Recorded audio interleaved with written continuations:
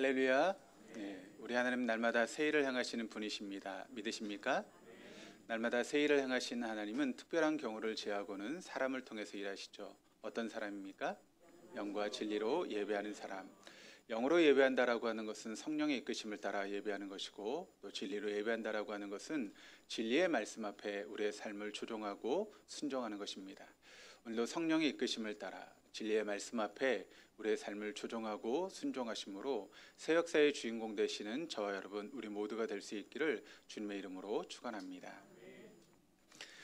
작년 이제 가을 시작하면서부터 요한계시록의 말씀을 우리가 함께 나누고 1년의 시간 동안 우리가 요한계시록의 말씀을 함께 나눴습니다.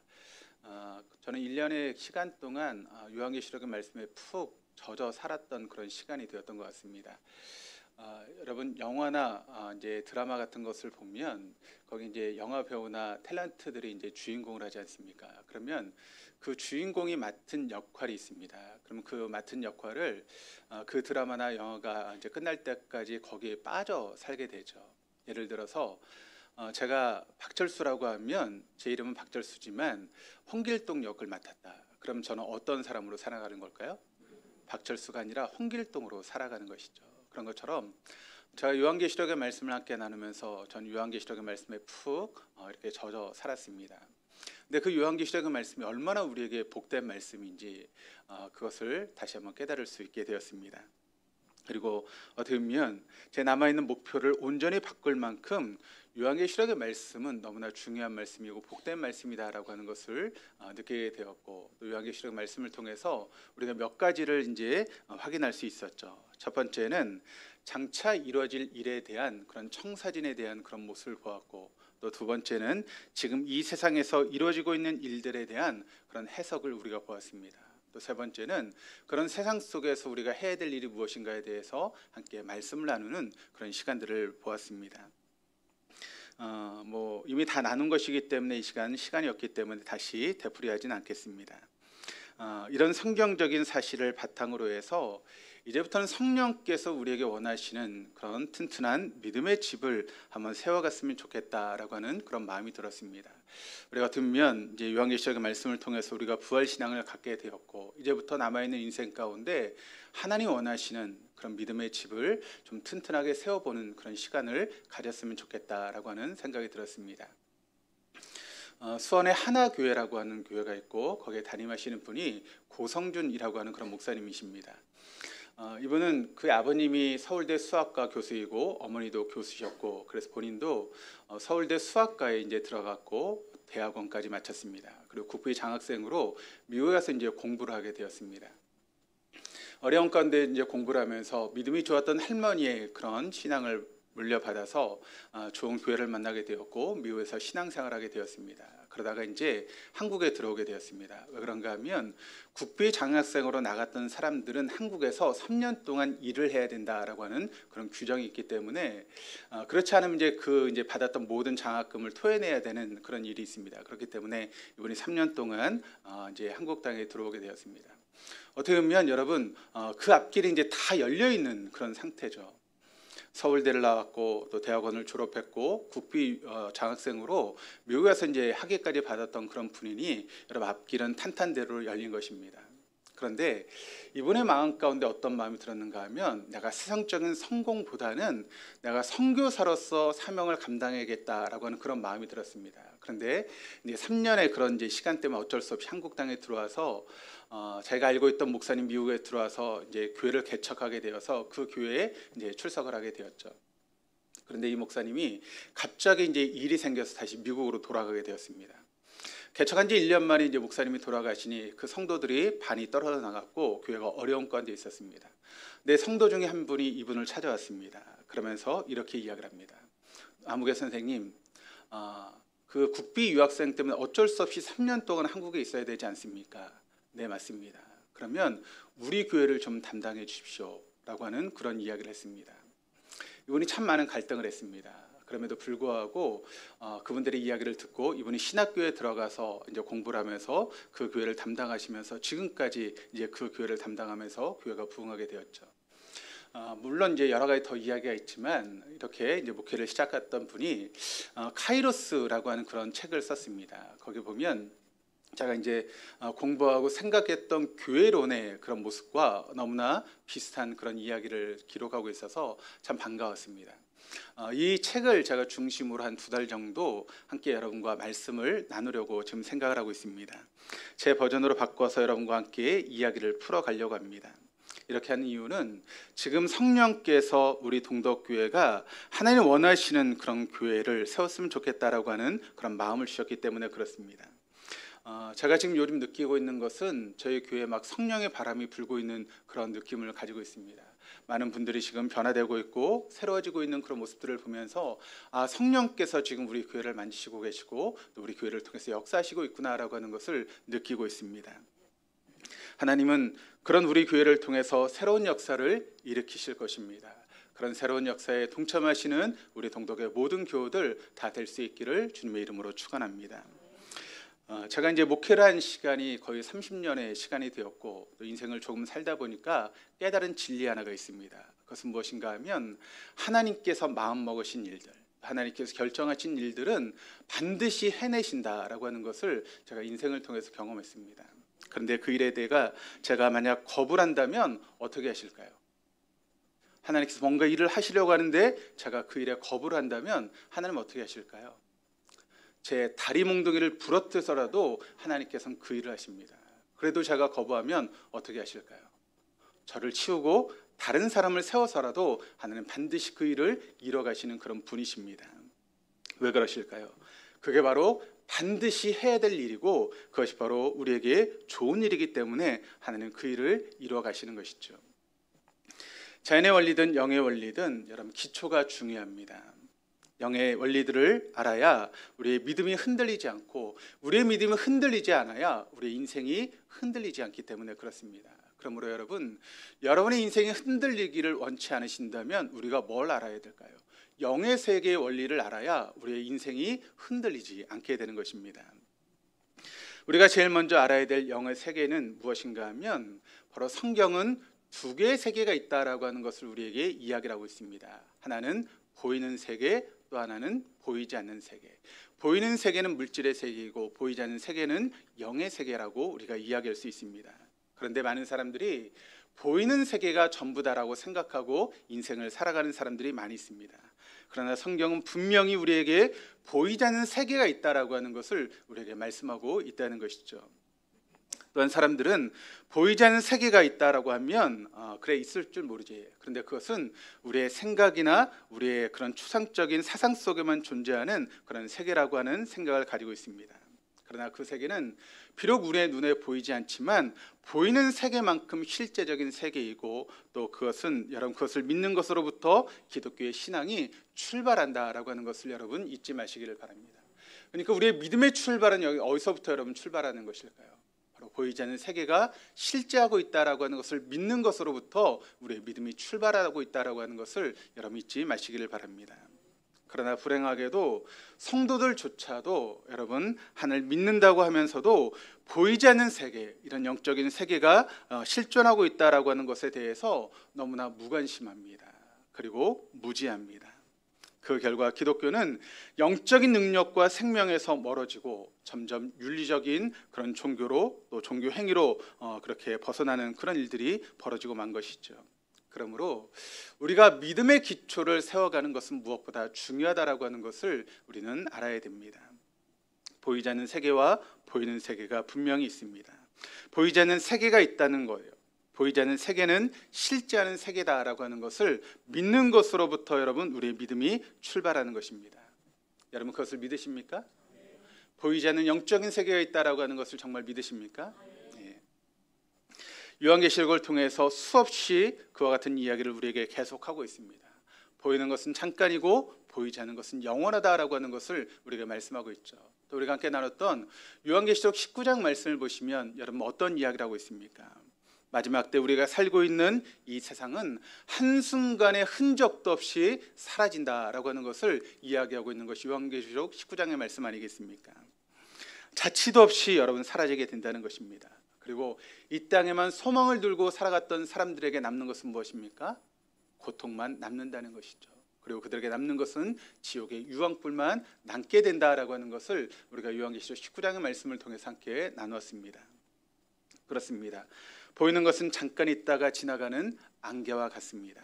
보이는 세계는 잠깐이라는 것이죠. 그러나 보이지 않는 세계는 영원합니다. 소멸하지 않습니다. 유효기간이 없습니다. 그러므로 이 보이지 않는 세계에 눈을 뜨는 사람, 그것이 바로 신앙의 출발점에 선 사람이다라고 하는 것을 여러분 잊지 마시기를 바랍니다. 우리가 이렇게 기초를 다졌다면 이제 튼튼한 골절을 세워야 되겠죠. 오늘 그중에 조금만 함께 여러분과 말씀을 나누려고 합니다. 오늘 말씀이 다 끝나고 또 계속해서 한 달, 두 달 말씀을 읽다 보면 제가 어떤 말을 하려고 하는지 여러분 맥이 딱 잡히게 될 것입니다. 제가 지금 이야기하는 것이 여러분 머리로는 이해가 될 수 있습니다. 뭐 제가 이야기를 하면 초등학생들도 알 수 있는 그런 이야기죠. 그런데 여러분 제가 했던 그 말, 또 우리가 성경에서 이야기하는 그 말대로 살아간다라고 하는 것은 말처럼 쉬운 일이 아닙니다. 그것을 아는 것과 그대로 실천하며 살아간다라고 하는 것은 엄청난 괴리가 있지 않습니까? 그리고 말씀대로 살아가는 것은 너무나 힘들고 어려운 일이죠. 이제 앞으로 계속 나누겠지만 그 이유가 무엇일까요? 왜 우리가 말씀대로 살아가지 못하는 것일까요? 그것은 바로 우리의 혼이 너무 견고하기 때문에 그렇습니다. 우리의 생각, 우리의 이성, 우리의 자존심, 또 우리의 경험들, 그런 것들이 너무나 견고하다 보니까 우리가 믿음을 받아들이기가 너무나 힘들고 어려운 것입니다. 또 말씀대로 살아가는 것이 힘들고 어려운 것이죠. 내가 인생을 살아다 보니까 말씀대로 살아가면 내게 손해가 있고 어려움이 있으니까 말씀대로 살아가지 못하겠다라고 하는 그런 마음들이 다 우리에게 있지 않습니까? 그러므로 우리의 견고한 혼을 깨트려야 우리가 말씀대로 살아갈 수 있는 것입니다. 우리의 견고한 혼을 깨트려야 우리가 믿음으로 살아갈 수 있다라고 하는 것을 여러분 잊지 마시기를 바랍니다. 이게 제대로 무너뜨리지 않으면 우리는 믿음의 세계에 들어가는 것이 너무나 힘들고 어렵습니다. 말로는 얼마든지 떠들 수 있습니다.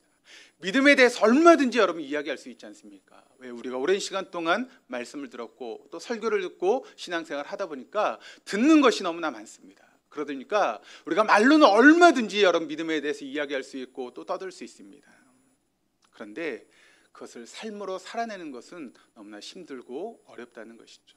왜요? 우리의 혼이 깨어지지 않아서, 우리의 생각이, 우리의 방법이, 우리의 고집이 깨어지지 않다 보니까 그 말씀대로 믿음대로 들어가는 것이 힘들고 어렵다는 것입니다.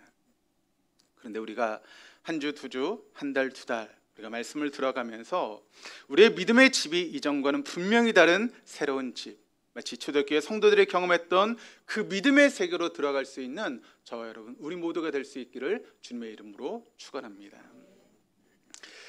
그럼 먼저 우리가 기억해야 될 것이 있습니다. 그것은 무엇인가 하면 본체를 움직여야 그림자가 움직일 수 있다는 것입니다. 그리고 본체가 움직이면 그림자는 따라오게 되어 있다는 것이죠. 그런데 우리가 성경을 보면 성경이 뭐라고 말씀하고 있는가 하면 보이지 않는 세계는 영원하고 썩지 않는다라고 그렇게 이야기를 하고 있습니다. 그런데 이 보이는 세계와 보이지 않는 세계, 이 두 세계가 독립적으로 따로 떨어져 있는 것이 아니다라고 하는 것을 우리가 먼저 알아야 된다는 것이죠. 그러니까 이 보이는 세계와 보이지 않는 세계는 밀접하게 연결이 되어 있다라고 하는 것을 우리는 먼저 기억해야 됩니다. 이게 제 얘기가 아니고요. 성경이 그렇게 이야기를 하고 있습니다. 오해하지 마시기를 바랍니다. 또 목사님 이상한 얘기하는데 그렇게 말씀하지 마시고 성경이 지금 그렇게 이야기를 하고 있죠. 우리 히브리서 8장 5절 말씀을 같이 한번 읽어보시겠습니다. 같이 읽겠습니다. 그들이 섬기는 것은 하늘에 있는 것의 모형과 그림자라. 모세가 장막을 지으려 할 때 지시하심을 얻은 것 같으니 이르시되 상가 모든 것을 산에서 내게 보이던 본을 따라 지으라 하셨느니라. 자, 모세가 성막을 지으려고 했을 때 바로 하나님의 말씀을 따라서 짓게 되었다는 것이죠. 그러니까 이 말씀은 뭘 이야기하고 있는가 하면 보이지 않는 세계가 실체라면 보이는 세계는 여러분 어떤 것이라고 말씀하고 있습니까? 모형과 그림자라고 그렇게 이야기를 하고 있습니다. 모세가 처음 성막을 지을 때 여러분 어떻게 했습니까? 하나님이 일일이 알려주셨죠. 이건 금으로 만들고, 이건 조각목으로, 이건 은으로, 이것은 조각목에 금을 입혀서 만들고, 또 이것은 30규빗, 이것은 50규빗, 이렇게 일일이 구체적으로 하나님께서 말씀하셨습니다. 그러자 보이지 않는 세계에서 보이지 않는 하나님이 모세에게 알려주셨더니 모세가 보이는 세계 가운데 그 성막을 지었다는 것입니다. 그러니까 보이는 세계의 일들은 보이지 않는 영적인 세계에서 일어난 일들에 의해서 결정되고 있다라고 하는 것을 우리에게 보여주는 그런 말씀입니다. 그걸 단적으로 보여주는 예가 여러분 어떤 예인가 하면 바로 욥기의 말씀이 그것을 우리에게 단적으로 보여주고 있는 그런 이야기입니다. 욥기 1장에 보면 1절에서 5절까지의 말씀이 보이는 세계의 이야기가 나오고 있습니다. 거기 보면 욥이 거부였고 또 의로운 사람이었고 자식이 10명이나 되었고 많은 재산을 가지고 있었다. 보이는 세계의 그런 이야기를 1절에서 5절까지 말씀을 통해 이야기를 하고 있습니다. 그런데 6절에 가보니까 보이지 않는 세계의 이야기가 나오고 있습니다. 그때 하나님이 사단과 이야기를 나누시죠. 너 세상을 돌아다니면서 동방의 욥이라고 하는 사람을 봤지. 그 사람처럼 믿음이 좋은 사람이 없어. 그 사람은 동방의 의인이야 라고 그렇게 이야기를 하죠. 그러자 사단이 뭐라고 이야기를 합니까? 하나님 복을 주셨으니까 그렇게 믿음의 생활을 하죠. 만약 하나님께 주신 복을 다 빼앗아가면 아마 욥도 하나님을 욕할 것입니다 라고 이야기를 합니다. 그래 그럼 한번 해봐. 그렇게 말씀하시죠. 그러자 1장 13절로 20절까지 다시 보이는 세상의 이야기가 이어집니다. 그때 어떤 이야기가 이어집니까? 사단이 욥의 모든 것을 쳐버리지 않습니까? 한순간에 재산이 다 날아가고 또 한순간에 10명의 사랑하는 자녀까지 다 잃어버리게 됩니다. 그때 욥의 고백이 어떤 고백을 하고 있습니까? 주신 분도 하나님이시고 가져가시는 분도 하나님이시다라고 하는 그런 고백을 하며 하나님을 찬양하죠. 다시 보이지 않는 세계로 옮겨갑니다. 2장 1절에서 6절까지 말씀을 보시면 하나님이 또 사단에게 이야기를 하죠. 봐라, 욥이 네가 그렇게 한 것처럼 다 쳐가도 나를 찬양하지 않니? 그때 사단이 또 뭐라고 이야기를 합니까? 하나님, 그의 재물만 내가 뺏어갔지 만약 그의 몸을 치신다면 아마 그가 하나님을 욕할 것입니다. 그래 그러면 목숨만은 건드리지 말고 네가 하고 싶은 대로 해봐. 그리고 또 보이는 세계의 이야기가 2장 7절에서 또 이어지게 됩니다. 몸에 종기가 찾아오게 되죠. 어려움을 겪는 이야기들이 쫙 펼쳐지게 됩니다. 그러니까 여러분 보이는 세계가 있고 보이지 않는 세계가 있다라고 하는 것을 우리에게 보여주고 있습니다. 그런데 이 보이는 세계는 뭐에 의해서 여러분 결정되고 있습니까? 보이지 않는 세계에 의해서 보이는 세계가 결정되고 있다라고 하는 것을 바로 욥기가 우리에게 지금 보여주고 있는 것이죠. 그러니까 모형과 그림자, 보이는 세계를 움직이려면 여러분 뭘 움직여야 됩니까? 본체인 보이지 않는 세계를 움직여야 보이는 세계의 그림자가 움직일 수 있다는 것입니다. 이 앞에 등이 있죠. 그럼 제가 여기 서 있습니다. 그러면 제 뒤로 지금 뭐가 생겼죠? 그림자가 생겼습니다. 그러면 제 그림자를 움직이려면 여러분 어떻게 해야 돼요? 제가 이쪽으로 가든 이쪽으로 가든 움직여야 그림자가 움직이지 않겠습니까? 제가 가만히 있는데 여러분 그림자가 움직일 수 있습니까? 그림자가 움직일 수 없는 것이죠. 그러니까 여러분 우리가 놓치지 말아야 될 영적인 원리가 바로 여기에 있는 것입니다. 우리는 보이는 세계를 전부로 알고 보이지 않는 세계의 그림자 그 모형을 움직이려고 별짓을 다 합니다. 그런데 우리가 아무리 애를 쓰고 힘을 써도 여러분 그림자는 움직이지 않습니다. 뭘 움직여야 그림자가 움직여요? 보이지 않는 세계의 본체를 움직여야 그림자가 움직이게 된다는 것이죠. 여러분 한번 그림자를 움직이려고 한번 해보십시오. 움직입니까? 본체가 움직이지 않으면 결코 그림자는 움직이지 않습니다. 이 실체, 내가 움직여야 내 그림자가 따라오는 거죠. 그러므로 이 두 세계에 속해 있는 존재인 우리는 이 땅에 보이는 그림자를 움직이려 하지 말고 본체를 움직이는 그런 삶을 살아갈 수 있어야 한다는 것이죠. 이것이 바로 그리스도인들의 정상적인 영적인 삶이라는 것입니다. 그런데 여러분 우리가 여기에 지금도 눈을 뜨지 못하고 있습니다. 이것을 제대로 알지 못하고 있는 것이죠. 그러다 보니까 불행하게도 많은 성도들이 여러분 지금 뭘 움직이려고 애를 쓰는가 하면 본체를 움직이기보다는 눈에 보이는 그림자를 움직이려고 시간과 물질을 사용하고 있습니다. 그런데 아무리 애를 써도 여러분 그것이 움직이지 않죠. 그러니까 여러분 우리가 어떤 인생을 살아갑니까? 마치 솔로몬과 같이 헛되니 모든 것이 헛되다라고 하는 그런 고백밖에 우리에게 남지 않는 것입니다. 전 사랑하는 우리 동덕의 모든 교우들이 보이지 않는 세계의 눈을 뜰 수 있는 그런 분들이 될 수 있기를 주님의 이름으로 축원합니다. 여러분, 여러분의 인생이 변하시려면 눈에 보이는 그림자를 움직이려선 결코 여러분의 인생이 변화될 수 없습니다. 눈에 보이지 않는 본체를 움직일 때만 여러분의 인생이 새로워지고 변할 수 있다라고 하는 것을 기억하시기를 바랍니다. 그렇다면 영적인 세계, 보이지 않는 세계를 움직이려면 여러분 뭐가 필요할까요? 뭐가 있어야 우리가 영적인 세계를 움직일 수 있죠? 그것은 두말할 필요가 없이 기도입니다.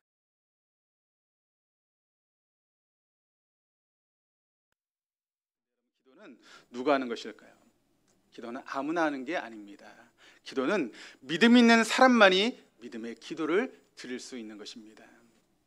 기도라고 해서 다 똑같은 기도가 아니라는 것이에요. 하나님 원하시는 믿음의 기도를 드릴 때만 우리 기도가 응답받는 그런 기도가 되어줄 수 있다는 것입니다. 아무리 많은 시간을 우리가 기도한다 해도, 또 아무리 많이 우리가 열심히 기도한다 할지라도 우리가 하나님을 믿는 그런 믿음 안에서 기도하지 않는다면 그 기도는 공연불에 지나지 않는다는 것이죠. 그렇다면 우리가 믿음의 기도를 해야지 여러분 영적인 봉체가 움직일 수 있는데, 믿음이라는 것은 뭡니까? 믿음은 뭐죠? 믿음은 간단하게 이야기를 하면 하나님을 온전히 신뢰하는 것, 그것이 바로 믿음입니다. 이런 분들이 있어요. 부흥사나 혹은 이제 기도원을 가시다 보면 반드시 됩니다, 믿습니다라고 말씀하시는 분들이 계세요. 여러분, 그게 성경적인 이야기일까요? 우리가 원하는 거 반드시 다 된다, 믿습니다. 그러면 여러분 그대로 정말 다 되는 것일까요? 그건 성경적인 원리가 아닙니다. 그냥 자기 최면이죠. 자기를 세뇌시키는 거죠. 물론 결과적으로 반드시 될 것이라는 상황에 대한 믿음이 필요 없다는 것은 아닙니다. 그러나 우리가 이것보다 우선되어야 되는 것이 있습니다. 그것이 무엇인가 하면 우리가 반드시 될 것이라고 믿습니까? 라고 하는 그런 부분에 대해서 왜 그것이 여러분 반드시 됩니까? 그것은 바로 우리가 하나님을 신뢰하기 때문에 그것이 반드시 이루어질 수 있다는 것이죠. 그러니까 하나님에 대한 신뢰가 없이 그저 우리가 말로만 반드시 된다라고 하는 것은 어리석은 공연불에 불과한 것이고, 또 여러분 우상 앞에 부적을 사다 놓고 비는 것과 똑같은 행동이 될 수밖에 없다는 것입니다. 우리 한번 말씀을 보시겠습니다. 히브리서 11장 1절 말씀 같이 읽겠습니다. 믿음은 바라는 것들의 실상이요 보이지 않는 것들의 증거니. 여기 보시면 믿음이 무엇인지에 대해서 우리에게 정의를 내리고 있죠. 믿음은 뭐라고 말씀하고 있습니까? 바라는 것들의 실상이다라고 이야기를 하고 있습니다. 다시 말하면 믿음이란 무엇인가 하면 눈에 보이진 않지만 실체가 있다라고 하는 것을 믿는 것, 그것이 바로 믿음이라는 것입니다. 그리고 이 실체를 확실하게 믿는 것, 그것이 바로 믿음이라는 것이죠. 우리 눈에 보이지 않는 하나님의 나라가 있고, 우리 눈에 보이지 않는 하나님이 계시다라고 하는 것을 실제로 믿는 것, 그것이 바로 믿음이라는 것입니다. 할렐루야.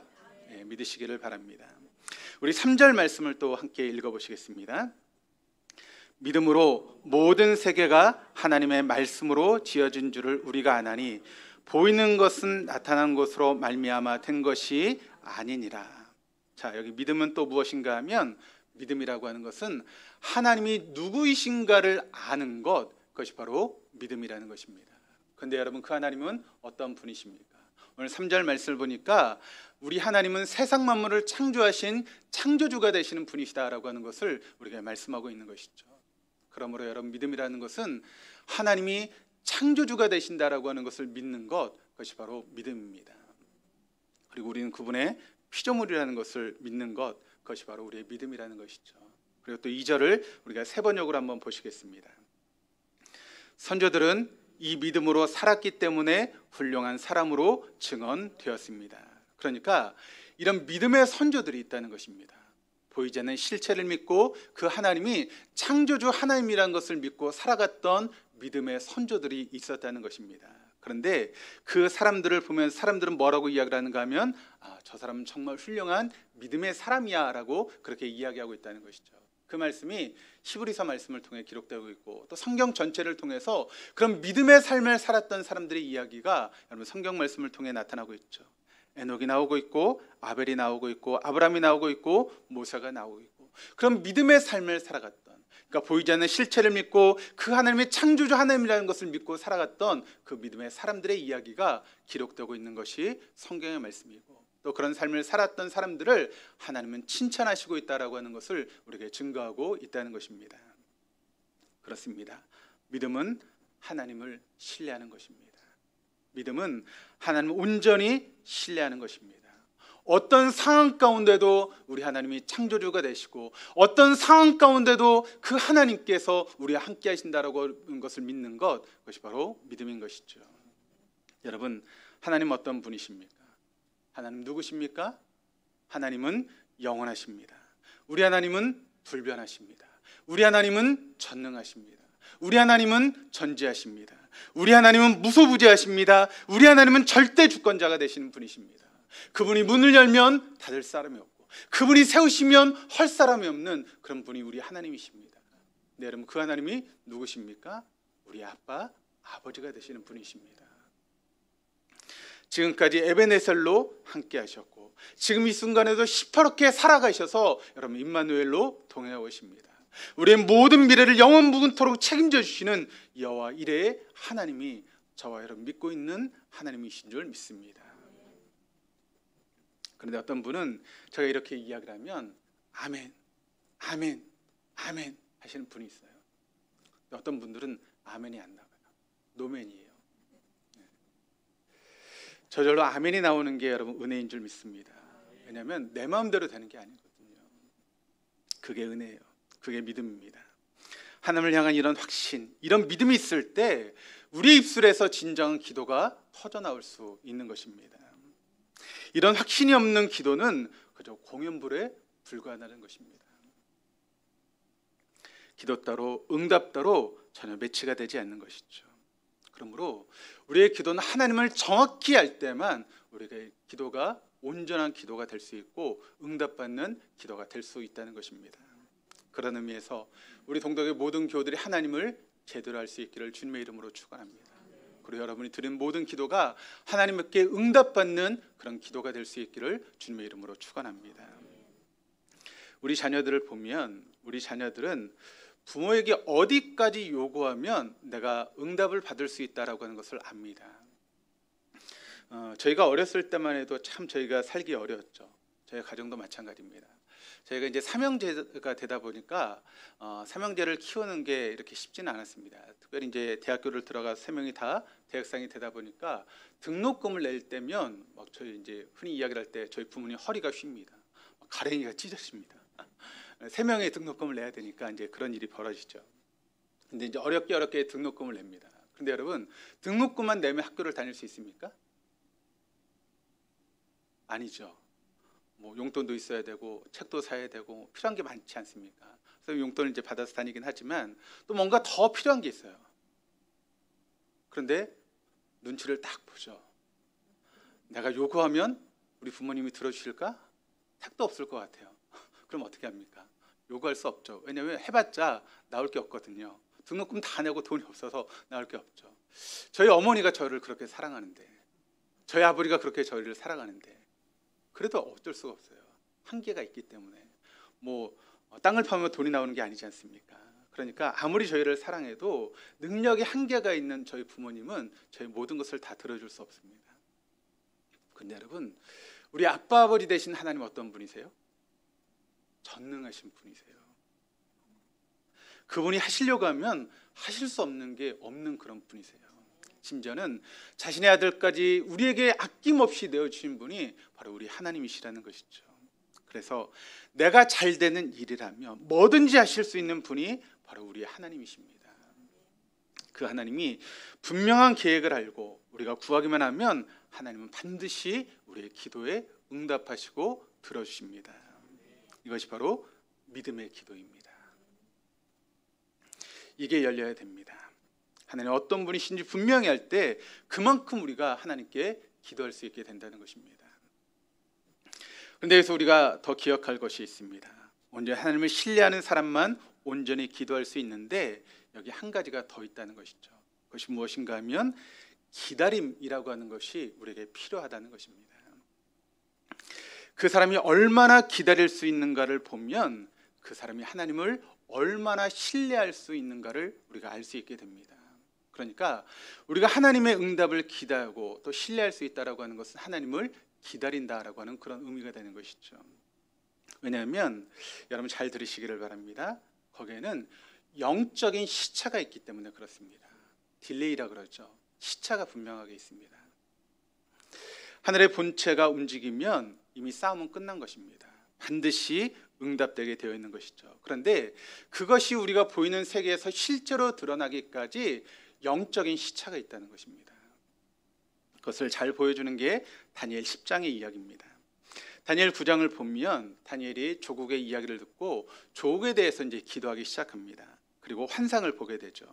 그리고 10장에 계속 이어지는데 다니엘이 기도했을 때 하나님께서 그 다니엘의 기도를 들으시고 응답하시는데 다니엘에게 이제 첫째 기도하는 그날 하나님께서 천사에게 이렇게 이야기하십니다. 너 가서 다니엘에게 내 기도가 상달되었다라고 하는 것을 응답하라고, 이 사실을 알리라고 그렇게 이야기를 합니다.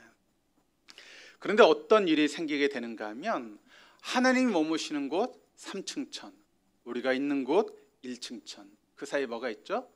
2층 천. 거기에 누가 있는가 하면 사단 마귀가 있습니다. 그러니까 하나님의 응답을 가지고 천사가 내려오는데 그 3층 천에서 1층 천으로 내려오는 그 2층 천에서 사단 마귀가 그것을 방해하는 것입니다. 그래서 천사가 그 소식을 가지고 다니엘에게 가려고 하는데 그만 딱 막히고 말았습니다. 하루가 지나고 이틀이 지나고 3일이 지나고 마침내 21일 만에 그 모든 것을 뚫고 이 천사가 다니엘에게 오게 되는 것이죠. 그 말씀이 다니엘서 10장 12절 13절 말씀인데 잘 한번 들어보시기를 바랍니다. 그가 내게 이르되 다니엘아 두려워하지 말라. 내가 깨달으려 하여 내 하나님 앞에 스스로 겸비하게 하기로 결심하던 첫날부터 내 말이 응답받았으므로 내가 내 말로 말미암아 왔느니라. 그러니까 다니엘이 이제 기도했던 첫날부터 하나님께서 응답해서 그것을 가지고 천사가 왔다라고 이야기를 하죠. 근데 13절이 이렇게 이야기를 합니다. 그런데 바사 왕국의 군주가 21일 동안 나를 막았으므로, 바사, 페르시아, 여기서는 사단의 왕국 루시퍼를 이야기를 하죠. 그러니까 천사가 응답을 가지고 내려오는데 누가 방해를 했습니까? 사단 마귀가 방해를 하고 있었다는 것입니다. 그리고 또 뭐라고 이야기를 합니까? 내가 거기 바사 왕국의 왕들과 함께 머물러 있더니 가장 높은 군주 중 하나인 미가엘이 와서 나를 도와주므로, 그때 하나님의 천사 미가엘이 루시퍼의 방해 공작을 뿌리치고 그것을 막아내서 그러니까 나를 도와줘서 내가 이렇게 내게 왔다, 응답을 가지고 내게 왔다라고 그렇게 이야기를 하고 있죠. 그러니까 하나님이 여러분 다니엘이 기도했던 그날 바로 응답하셨습니다. 그런데 그것이 다니엘에게 도착하기까지 여러분 얼마의 시간이 걸렸습니까? 21일이라고 하는 그런 시간이 걸리게 되었다는 것이죠. 종종 보니까 다니엘 기도회를 합니다. 그럼 다니엘 기도가 보통 며칠 하죠? 21일 동안 다니엘 기도를 합니다. 예전에 우리가 사순절 때는 며칠씩 기도했습니까? 40일씩 막 특별 기도를 했죠. 근데 너무 길다 보니까 다 힘들어요. 참석하시는 분도 힘들고 인도하시는 분도 힘들고 그러다 보니까 이게 자꾸 줄다 보니까 다니엘 기도를 하는데 성경을 보니까 다니엘의 응답을 21일 만에 받았네. 그래 우리 21일 동안 기도하자. 그래서 다니엘 기도가 생겼습니다. 이게 성경적일까요? 이게 성경적입니까? 그렇지 않죠. 예. 여러분 그 천사가 내려오는 것이 21일이니까 21일 동안 이제 응답을 받은 건데 만약 그것이 21개월이 걸렸다면 어떻게 될까요? 우리 다니엘 기도에 며칠 동안 해야 돼요? 21개월 동안. 21년이 걸렸다면 얼마 동안 해야 됩니까? 21년 동안 우리가 다니엘 기도를 해야 됩니다. 그게 성경적이지 않죠. 그러니까 여기서 말하는 것은 무엇인가 하면 응답받을 때까지 기도하는 거다. 하나님 응답이 이루어질 때까지 기도하는 것이 바로 다니엘의 기도라는 것입니다. 그런데 여러분 거기에는 시차가 있다는 것이죠. 하나님께서 우리에게 응답하실 때 영적인 시차가 있다는 것입니다. 우리는 바로 응답을 원하지만 영적인 시차가 우리에게 있다라고 하는 것을 알려주고 있는 것이죠. 부모들이 여러분 자녀들이 원한다고 다 해줍니까? 그래 그거 원해? 내가 빚을 내서라도 그거 해줄게. 여러분 그게 좋은 부모입니까? 그런 부모가 좋은 부모입니까? 아니요, 나쁜 부모입니다. 자식이 원하는 대로 다 해주는 거 여러분 자식을 망치는 일입니다. 초등학교 1학년이 학교 들어갔으니까 막 휴대폰을 사달라고 합니다. 그때 여러분 휴대폰을 사주는 부모는 그렇게 좋은 부모 아닙니다.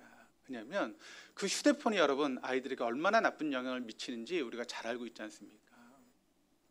그런데 아이들이 원한 대로 즉각적으로 해주는 부모는 참 나쁜 부모입니다. 우리 하나님 어떤 때는 즉각 응답해 주시고 어떤 때는 안 돼, 이런 지하에 거절하시죠. 어떤 때는 오래 기다리게 하십니다. 그러나 이것이 하나님의 뜻에 합당한 것이라면 아무리 시간이 걸린다 할지라도 반드시 그것은 이루어진다라고 하는 것을 여러분 믿으시기를 바랍니다. 그러니까 우리가 욕심으로 구하는 것이 아니라 하나님 원하시는 합당한 기도를 하면 거기는 반드시 하나님의 응답이 있습니다. 그런데 거긴 영적인 시차가 있다는 것이죠. 이게 잘못된 기도가 아니에요. 분명히 하나님이 기뻐하시는 기도지만 응답되지 않는 것처럼 보일 때가 있지만 그때는 우리가 어떻게 해야 됩니까? 하나님의 때를 기다릴 수 있어야 된다는 것입니다. 우리가 부르는 복음성가 중에 주님의 시간에라고 하는 그런 찬양이 있죠. 주님의 시간에 그의 뜻 이루어지기 기다려 하루하루 살 동안 주님 인도하시니 주 뜻 이룰 때까지 기다려. 그렇습니다. 주님의 때가 있고 그 주님의 뜻이 이루어질 때까지 믿음으로 기다리는 것, 그것이 바로 우리가 해야 될 일이죠. 근데 여러분 이걸 안 하면 어떻게 될까요? 우리가 기다려야 되는데 그것을 기다리지 않으면 어떻게 될까요? 그것을 우리에게 잘 보여주는 것이 바로 아브라함입니다. 하나님 아브라함을 75세에 부르시죠. 너의 고향 친척 아버지의 집을 떠나 내게 지시할 곳으로 가라. 아브라함은 갈 바를 알지 못하고 하나님 말씀에 순종하며 나아갑니다. 그때 하나님께서 어떤 약속을 하시죠? 너를 큰 민족을 이루게 하시겠다라고 약속합니다. 그 약속을 믿고 아브라함이 갔습니다. 그런데 1년이 지납니다. 2년이 지납니다. 5년이 지납니다. 10년이 지납니다. 근데 큰 민족은 고사하고 아브라함에게 아들 한 명이 없습니다. 그러니까 아브라함이 조급해지기 시작하죠. 그래서 아브라함이 어떻게 했습니까? 물론 아브라함이 한 것은 아니고 사라가 도모했긴 했지만 그 사라의 여종이었던 하갈을 통해서 이스마엘이라고 하는 그런 아들을 여러분 출산하지 않습니까? 그런데 하나님께서 너무나 화가 나셨어요. 그래서 아브라함에게 10년 동안 말씀하지 않으십니다. 그리고 하나님께서 이제 이삭을 25년 만에 아브라함에게 주신 것이죠. 하나님의 계획 속에 하나님의 뜻 가운데 태어난 아들 이삭. 근데 여러분 그때부터 어떤 일이 벌어집니까? 아브라함의 가정 가운데 갈등이 일어나고 문제가 생기기 시작합니다. 내 뜻과 내 계획 속에서 나온 이스마엘, 그리고 하나님의 뜻과 하나님의 계획 속에 나왔던 이삭 사이에 싸움이 시작됩니다. 여러분 그 싸움이 단순한 싸움으로 끝나지 않았습니다. 어떻게 됐죠? 지금까지 그 싸움이 이어지고 있지 않습니까? 이삭의 후예였던 유대민족과 또 이스마엘의 후대였던 중동인들과 여전히 지금까지 여러분 싸움이 벌어지고 있는 것이 중동의 모습 아니겠습니까? 근데 여러분 이게 아브라함만의 이야기입니까? 아브라함만 그런 삶을 살았습니까? 아니죠. 저와 여러분들의 이야기입니다. 우리 가운데 하나님의 약속을 믿고 기도하면서 기다리지 못하고 내 마음대로 조급해서 여러분 많은 이스마엘들이 우리의 삶 가운데 있지 않습니까? 그중에 간혹 하나님의 약속을 믿고 하나님의 응답하신 이삭들이 있어요. 그런데 그것이 매일매일 우리의 삶 가운데 충돌을 일으키고 있습니다. 내 안에서, 우리의 가정 안에서, 우리의 목장 안에서, 우리의 일터 안에서 그런 것들이 매일 충돌을 일으키고 갈등을 겪고 있습니다. 그러니까 여러분 우리가 겪는 갈등들이 다른 게 아니에요. 하나님의 뜻과 내 뜻이 계속 부닥치고 있는 것입니다. 하나님의 그때를 기다리지 못하고 조급함으로 낳은 아들과 같은 이스마엘이 내 삶 가운데 막 얽히저얽히 설켜서 우리가 갈등을 겪고 어려움을 겪고 있다는 것이죠. 그리고 그 갈등이 우리의 인생 가운데 불행으로 다가오고 있는 것입니다. 그러니까 조급하면 이스마엘, 기다리면 이삭. 기다리지 못하는 사람에게는 그가 아무리 하나님의 사람이라 할지라도 그 안에 갈등이 있을 수 있다라고 하는 것을 여러분 잊지 마시기를 바랍니다. 저희는 저희 교회는 지금 제 마음 가운데 하나님께서 우리 교회를 새롭게 하시려고 하는 그런 마음을 계속 주고 계십니다. 그래서 자꾸 우리 교회 가운데 새로운 물결을 일으키시려고 하고 있습니다. 그때 여러분 우리가 그 하나님의 그 물결에 동참하시면 우리는 경험하지 못했던 새로운 일들을 우리의 삶 가운데 경험하게 되죠. 여러분 바닷가를 가보면 서핑을 하는 사람들이 있지 않습니까? 그 파도에 내몸을 맡기면 어떻게 됩니까? 파도가 나를 쭉 이끌어가서 목적지에 도달하게 만들어줍니다. 마찬가지입니다. 하나님께서 우리에게 새로운 바람을 부르실 때 그 물결에 올라타시기를 바랍니다. 내 뜻을 내려놓고 하나님 말씀에 순종하면서 하나님 원하시는 것이 무엇입니까?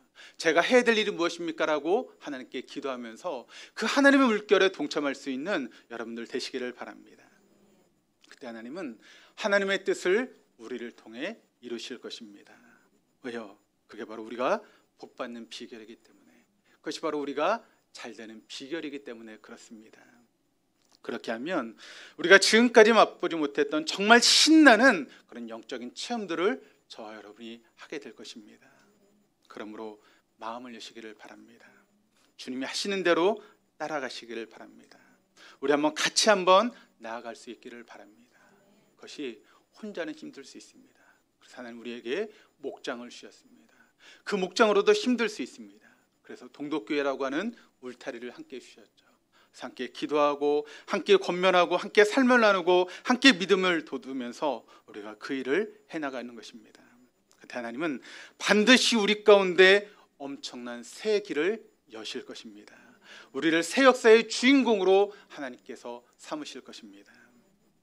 그러므로 성령의 이끄심을 따라 부활하신 주님을 내 삶의 주인으로 모시고 함께 그 길을 걸어가심으로 새로운 역사의 축복의 통로로 쓰임받는 우리 동독의 모든 교우들 다 될 수 있기를 주님의 이름으로 축원합니다.